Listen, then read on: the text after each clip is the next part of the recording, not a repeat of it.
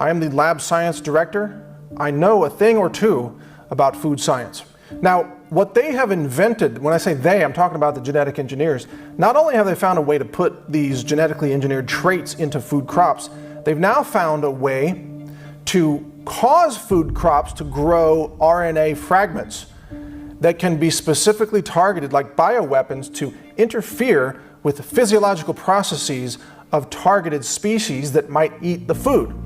Now, this technology is called RNA interference technology.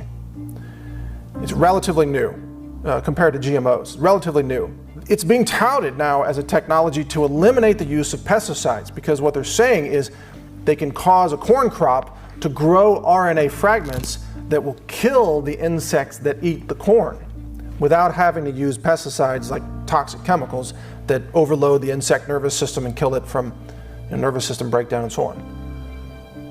This RNA interference technology is a pesticide technology, but it doesn't rely on pesticide chemicals. It relies on RNA fragments in the food.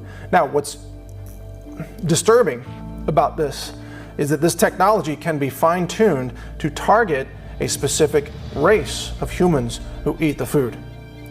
I want you to follow me very carefully on this, because most people have never heard of this before. They've never heard of this technology. They don't know it can be targeted by race. Food crops can be engineered right now based on existing technology to cause infertility in black people alone. That technology is a reality. It's widely covered out there in the mainstream media, in the science media. RNA interference technology is widely covered. The government is at war with you. If you're black and you're watching this, the government is at war with you, and they want you exterminated, and they control the science funding, which means there will never be money for any genetic science of the food supply to uncover this truth. If it were there, it would be covered up like everything else has been covered up this entire time. Just like the Tuskegee experiments covered things up in the 1930s. Nothing has changed, except the technology is more advanced. The covert technology is more covert. The number of vectors through which they can kill you and cause you to have no children, cause you to have spontaneous abortions, the number of vectors is increasing. You are being targeted.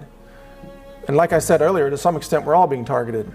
But black people are being targeted more than anyone else.